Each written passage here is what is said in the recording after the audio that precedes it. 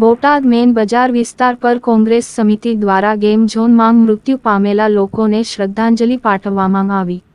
Botad main road વિસ્તાર પર કોંગ્રેસ સમિતિ દ્વારા ગેમ ઝોનમાં મૃત્યુ પામેલ લોકોનો શ્રદ્ધાંજલિ પાઠવવામાં આવી। બોટાદ મેઇન રોડ વિસ્તાર પર કોંગ્રેસ સમિતિના આગેવાનો તેમજ કાર્યકરો દ્વારા રાજકોટ ગેમ ઝોનમાં થયેલ દુર્ઘટનામાં મૃત્યુ પામેલા લોકોને શ્રદ્ધાંજલિ અર્પણ કરવામાં આવી હતી, જેમાં કોંગ્રેસ કાર્યકરો દ્વારા મૃત્યુ પામેલા તમામ લોકોને શ્રદ્ધાંજલિ અર્પણ કરવામાં આવી હતી। આ કાર્યક્રમમાં મોટી સંખ્યામાં કોંગ્રેસ સમિતિના આગેવાનો જોડાયા હતા।